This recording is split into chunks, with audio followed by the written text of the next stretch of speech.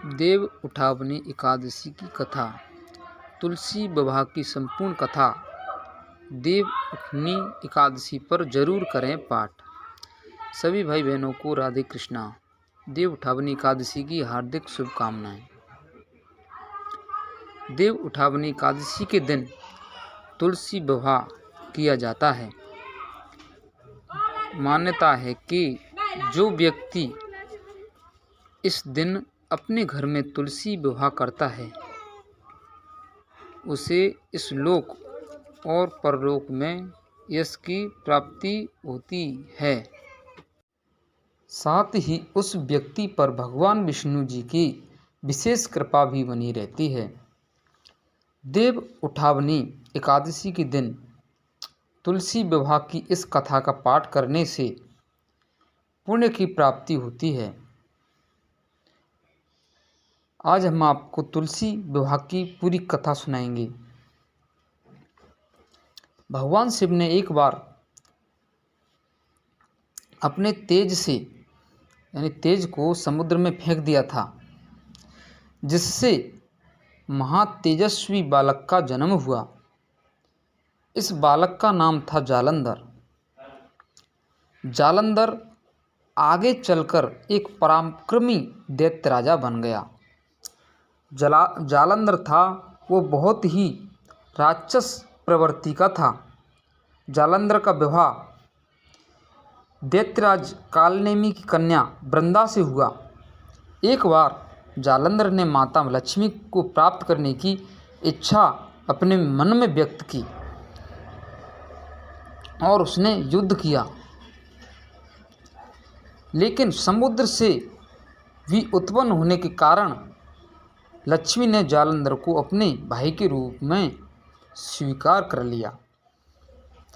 जालंधर जब पराजित हो गया तो वह वहां देवी पार्वती को पाने की लालसा से कैलाश पर्वत पर पहुंच गया।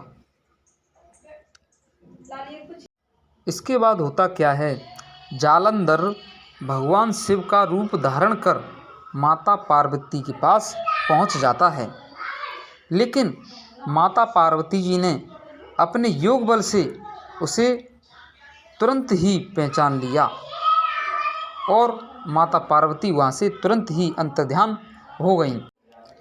वह जालंधर भगवान शिव के साथ ही युद्ध करने लगा। देवी पार्वती ने सारा वृतांत भगवान विष्णु को सुनाया। जब जालंधर की पत्नी वृंदा अत्यंत पतिव्रता स्त्री थी, उसी के पतिव्रत धर्म की शांति से यानी शक्ति से जालंधर ना तो मारा जाता था और ना ही पराजित होता था। इसलिए जालंधर का नाश करने के लिए वृंदा के पतिव्रत धर्म को भंग करना बहुत आवश्यक था। इसके बाद होता क्या है कि भगवान विष्णु एक ऋषि का रूप धारण करके वन में पहुँचे, जहाँ वृंदा भ्रमण कर रही थीं। भगवान विष्णु जी के साथ दो राक्षस भी वहाँ पहुँचे, जिन्हें देखकर वृंदा भयभीत हो गई। फिर भगवान विष्णु जो ऋषि के रूप में थे, उन्होंने वृंदा के सामने पल में दोनों को भस्म कर दिया। इसके बाद ऋषि से वृंदा ने कैलाश पर्वत पर महादेव के साथ युद्ध कर रहे अपने पति जालंधर के बारे में पूछा। वृंदा ने अपने माया जाल से दो बानर प्रकट किए। तब एक बानर के हाथ में जालंधर का सिर था तो दूसरे के हाथ में धड़। अपने पति की यह दुर्दशा देखकर वृंदा तो मूर्छित होकर जमीन पर गिर पड़ी। जब वृंदा को होश आया तो उसने अपने पति को जीवित करने की विनती की। तब इसके बाद होता क्या है कि भगवान ने अपनी माया से जालंधर का सिर धड़ से जोड़ दिया, लेकिन स्वयं भी वह इसी शरीर में प्रवेश कर गए। वृंदा इसके बारे में नहीं जानती थी कि उसके पति के शरीर में कोई और प्रवेश कर गया है। तो जालंधर बने भगवान के साथ वृंदा पतिव्रता का व्यवहार करने लगी, जिससे उसका सतीत्व भंग हो गया। ऐसा होते ही उधर कैलाश पर्वत पर वृंदा का पति जालंधर युद्ध में हार गया। जब वृंदा को पता चला तो उसने क्रोध में आकर भगवान विष्णु को हृदयहीन शिला होने का श्राप दे दिया। जब हृदयहीन शिला होने का श्राप दे दिया तो अपने भक्त के इस श्राप को भगवान विष्णु ने खुशी खुशी में स्वीकार किया और शालिग्राम पत्थर बन गए।